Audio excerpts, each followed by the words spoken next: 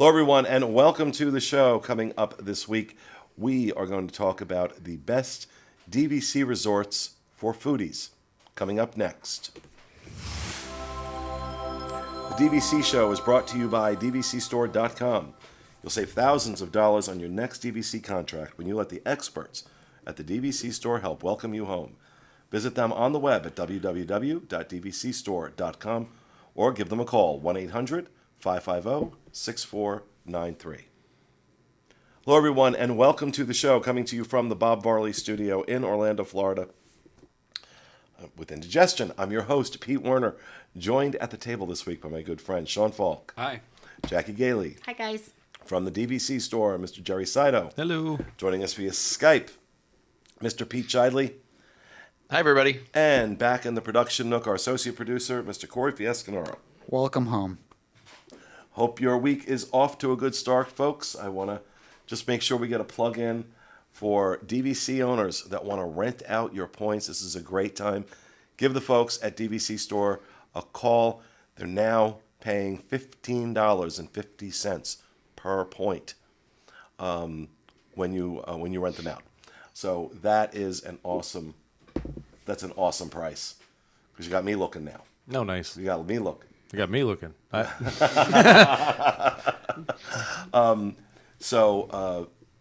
it's really exciting.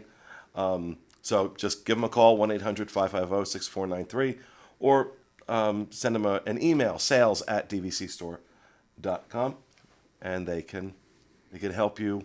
They can help you rent out those points. And that's the problem, is inventory, right? There's a ton of people looking to rent the points, to rent points to stay at DVC.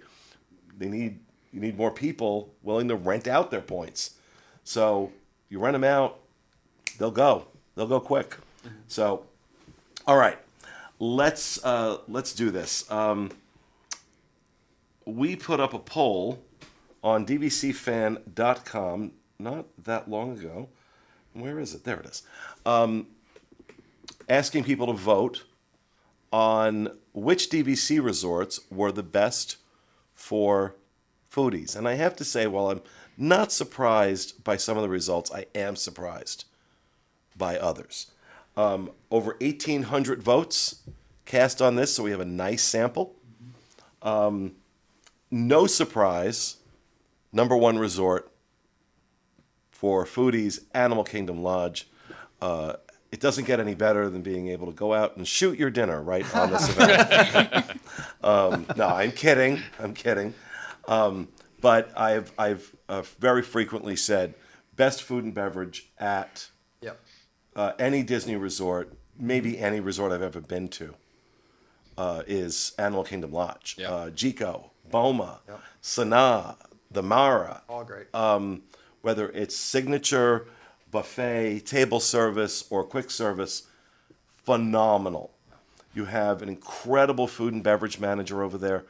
You have an incredible general manager. It's an amazingly well-run Even resort. the concierge food as well, like up in the lounge. Is So good. Well, really, what's really good, awesome, too. what's really awesome about that is they bring up in the evening, for the evening concierge service, they bring up one of the chefs from the restaurant, one of the restaurants, and they're preparing a unique dish. These are not dishes that are usually on the menu in the restaurants, but they're African themed, African inspired. Wow. And I remember, I forgot what it was I was eating. The last time I was up there, I felt like a pig, because I was like being very sheepish walking up for my third helping of this food. It was that good. Concierge is very good at Animal Kingdom Lodge, regardless. But it just seems that no matter where you eat, it's phenomenal. Yeah. So I get completely why this was by a mile. Oh, I'm sure. 33% of those 1,800 people voted Animal Kingdom Lodge as their number one resort for food. And I actually have a little quick update. I sent this to you, Jackie, the other day when I was eating there. At Jico, which I think is among one of the best restaurants, the Mara among one of the best quick service, Boma among the best buffets.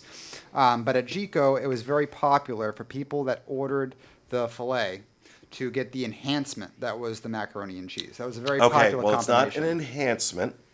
This, what he's talking about is back when Gico first opened, there was a dish on the menu. It was a filet mignon on a bed of homemade macaroni and cheese with a red wine reduction. Is that what you're talking about? So, yes, and then Babodi. it went away. And the macaroni and cheese was an enhancement that people would add on to Wait, it. So I wait, didn't let me know about the finish. first part. Let me tell my story. Yeah. So, and then when a new chef came in, she took that off the menu. And people lost their minds. So they never put it back on the menu, but they will make it if you ask for it. Now, they do have a version of that dish with the macaroni and cheese that is made with babodi as well, which is very good. Very, very good.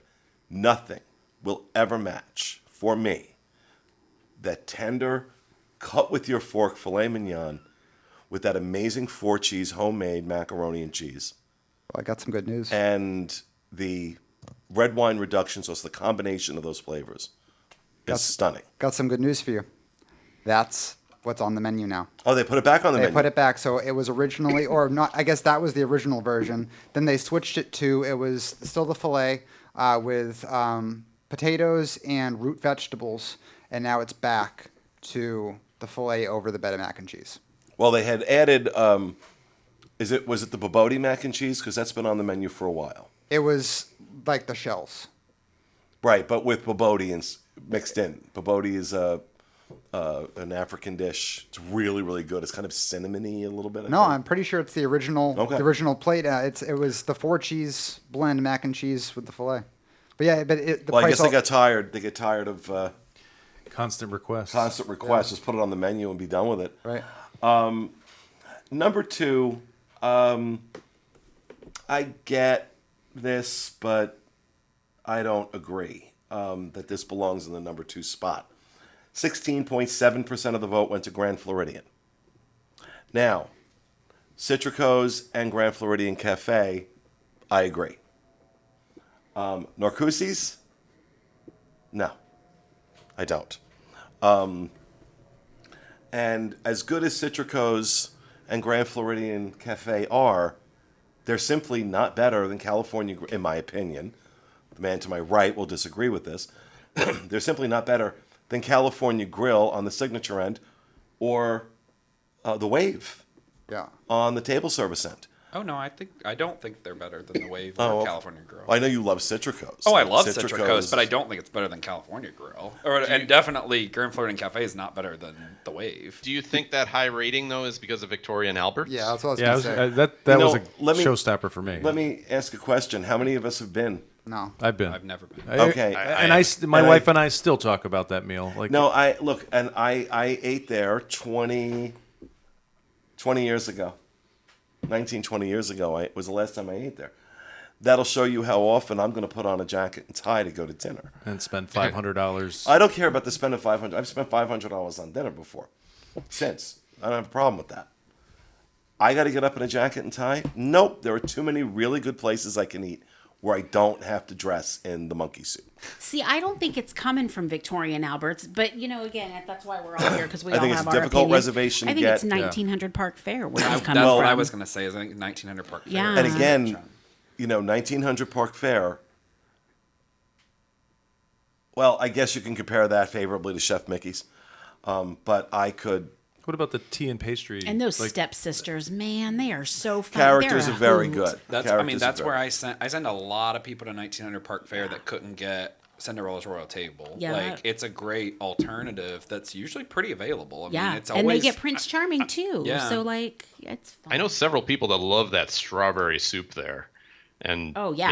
maybe that's the that's best the trigger. ever. But But- yeah, Jerry was talking about high tea Yeah. or whatever there. Like that's a good option too. I mean, Yeah. it's very rare that somewhere has something like that. And Right, people, it's Yeah. people aren't unique, even it's staying different. there. Come over to go do the high tea. Oh See, yeah. and this is why I say that Animal Kingdom Lodge deserves that place because across the board, Yeah. everything Yeah. is a hit.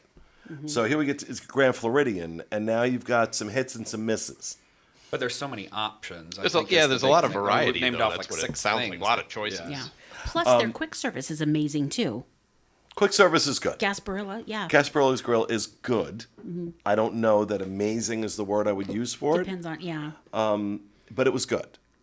I will tell you, the service in Gasparilla's is far better than the service I was getting at the front desk when I stayed there last year with my mother. I'm not over that yet. Yeah.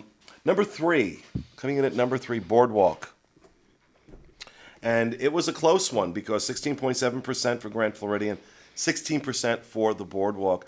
Of course, the anchor, one of the best restaurants on Disney property consistently, ever since it was reimagined and reopened. The Flying Fish, you've heard me talk about it. The pork belly, which we refer to as meat butter, is absolutely phenomenal. But that's the highlight. They have Big River Grill, which is good.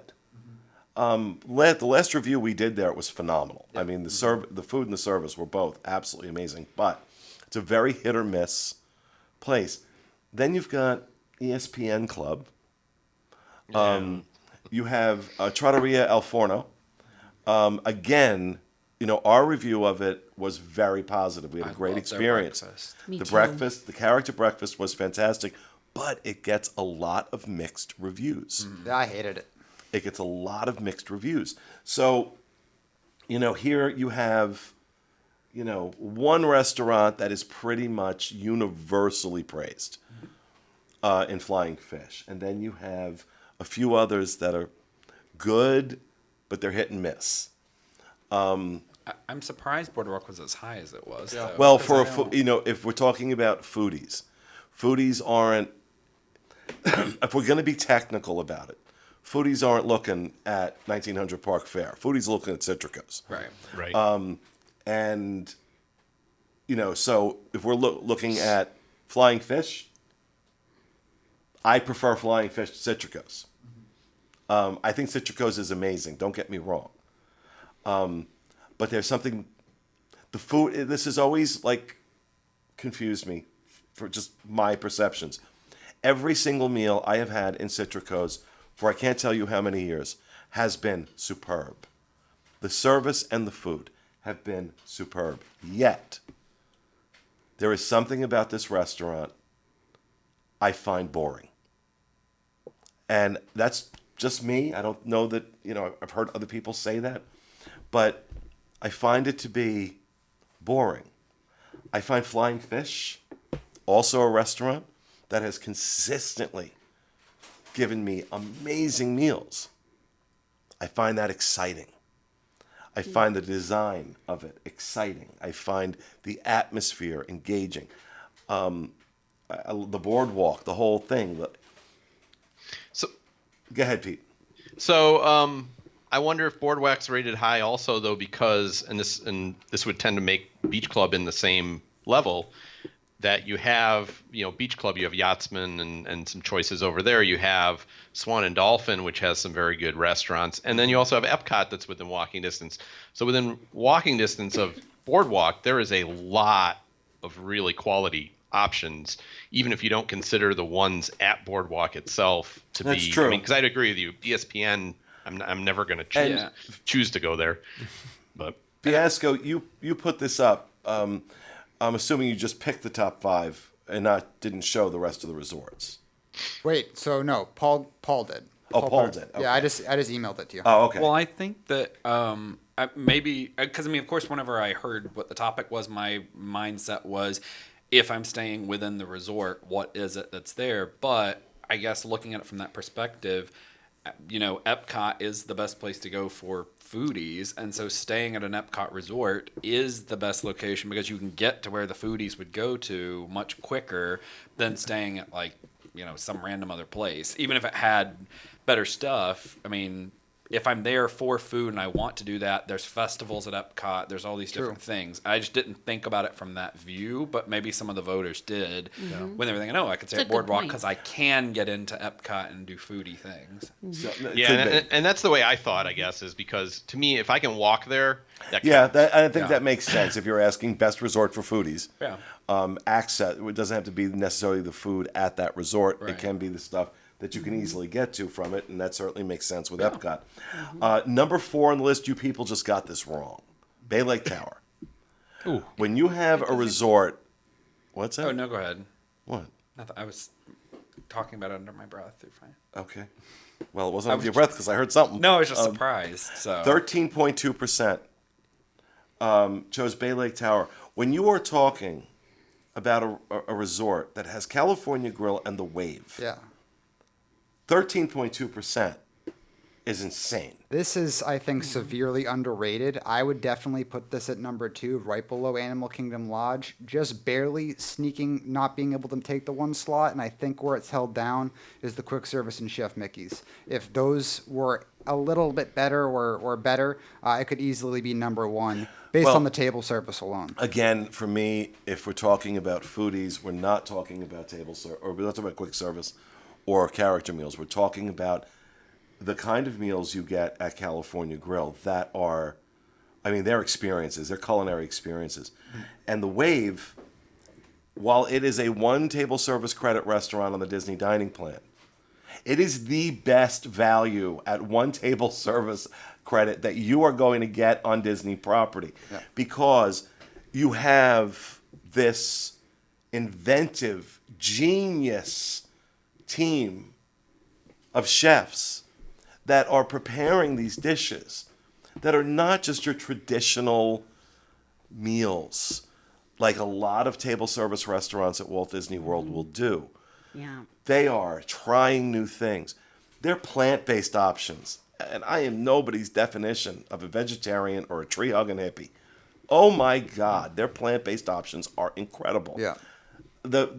You've heard me talk about the bacon and eggs. Mm-hmm. And again, that's what I'm talking about. That's not the kind of dish you would expect on a menu for a restaurant like the Wave. You wouldn't expect cheesy grits, a perfectly poached egg, and a maple lacquered pork belly.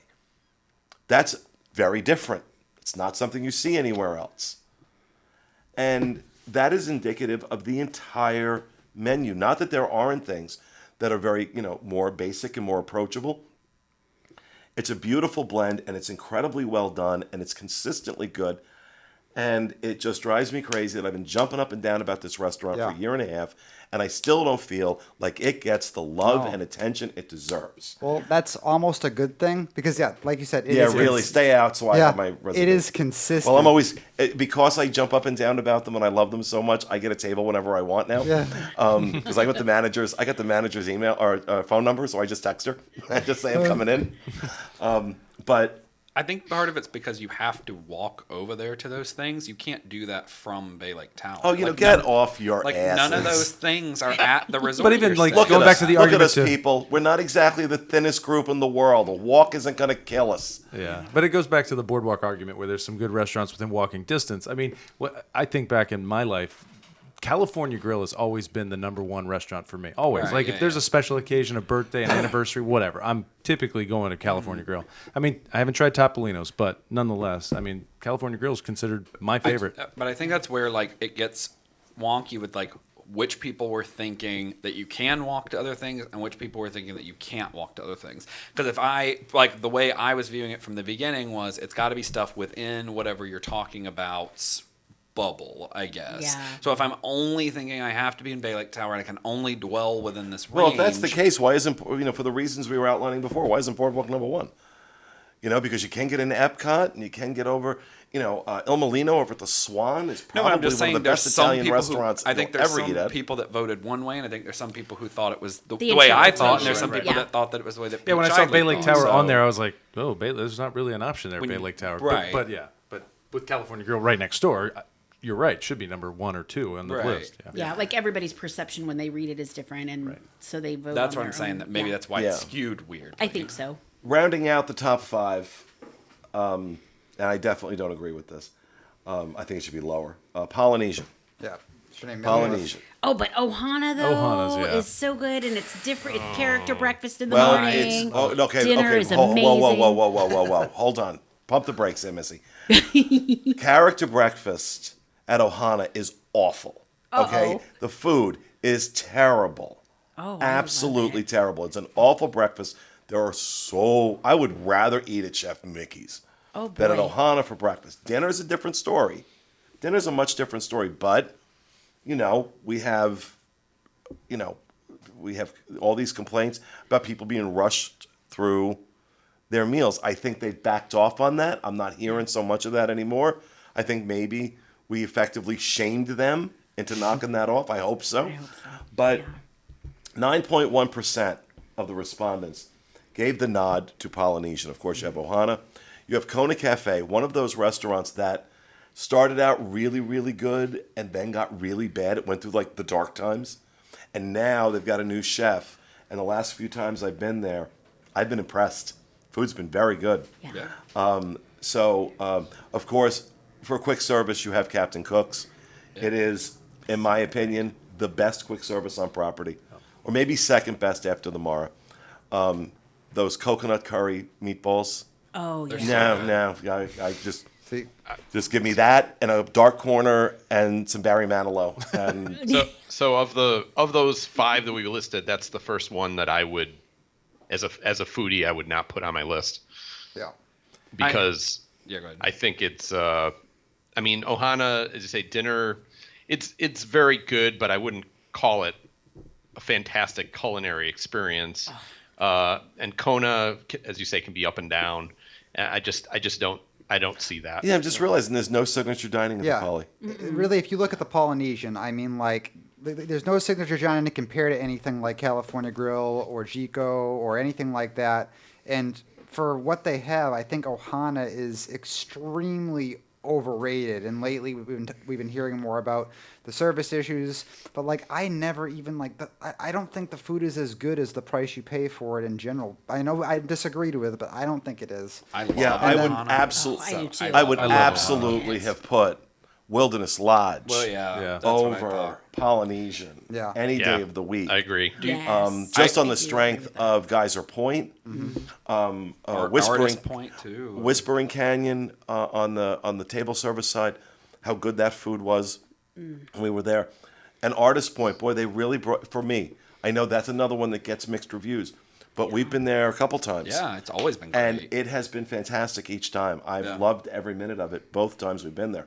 So, Do you think maybe some of that's because of having to split your vote, whether Copper Creek or Boulder Ridge, or were those combined? Do we know if that was I don't know. I'd combined have to go in into and one? look, and I don't have access from Okay. my iPad. But They share the same space. They combined. Yeah. I think so. I think, I would have combined them, but I don't know. Yeah, how they should have close. been together for that type of vote. So, I don't disagree. I disagree with Polynesian being on this list at all. I disagree with Bay Lake Tower being at number 4. I really believe it should be number 2. Yeah. Grand Floridian number 3. Boardwalk number 4. Wilderness Lodge would be number 5 if I was Yeah. doing this. But very interesting results. Always get some surprises when we put these polls up. Yeah. And it's interesting, too, because if a person eats at one of the Walt Disney World restaurants and they don't have the greatest experience ever, chances are they're not going to return there, Yeah. even if it was years and years and years ago. Yep. So, you just never know. That's why they have me. Yeah. They have me to go Yeah. eat there and tell them what I think of it. Yeah. Because I do that all the time. Like, Yeah. there's a restaurant I had a bad experience at. I won't go back. And because we have to go and review them. And while we're talking about restaurants, we'll do a formal review on the dining show coming up. Mm-hmm. There is a new best restaurant at Walt Disney World. Oh yeah. It's Takumi Thai. Oh, wow. Yeah. At We Japan. loved yeah. it. Yeah. I'm going to tell you Really? something. I've heard amazing. It was great. You want a restaurant for foodies? That's a good place for Holy foodies. crap. Yeah. Now, It's this ain't expensive, cheap. But it's really expensive. But Two it's of us for dinner was 300 and change, and I think you had one cocktail. I had one, yeah. But I'm going to tell you something. There's no words. The people are dying for Craig and Corey to go there because Corey is such a sushi fan and their sushi is, That's, you know. I had their did sushi. you have Yeah, sushi? it was very good. Yeah. Yeah. It was great. I've heard I so love many good sushi. things about it. It was. It is for me the new number 1 restaurant But yeah, I could eat at there Walt all the Disney time. World. I would Wow. love that And I don't restaurant. say that lightly. Yeah, that's an intense rating. Wow. I was unsure going in. especially looking at the prices. $120 for Wagyu, for Japanese Wagyu versus American, which I went with the Japanese. The Wagyu. American was 85, so I mean, it's still expensive. Still expensive. Yeah. But Wagyu is expensive. But if you want to know what it feels like to have a piece of meat literally melt in your mouth. Oh, it melted, yeah. And with a flavor that was, I mean, I've had Wagyu before. I've had Wagyu, very good Wagyu before. The way it was prepared, the seasoning, oh my God. Incredible. Absolutely incredible. Yeah. And wonderful service, although thank God Sean understood what they were saying because their accents were very, very thick. Oh, yeah. And I, like, the woman who sat us was explaining, was taking us in, was explaining things to us, and I'm just nodding my head. I didn't understand a damn word that came out of her mouth. Yeah. Sean did. Oh, yeah, I knew everything she was saying. But I do want to say though, with being a foodie kind of things and how they go in waves. I mean, like, fun story about 2.5-3 years ago almost now. I was telling Pete, I was like, we should go to California Grill, and at that time, California Grill had been through a bit of a slump, and he wasn't emphatic about going there and was just kind of like on it.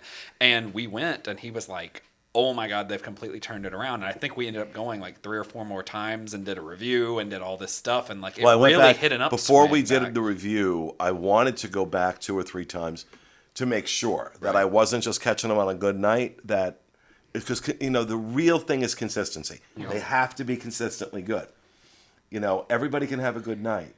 Not everybody can have a good year, or a good month. And so if you go 3 or 4 times over, a month or 2.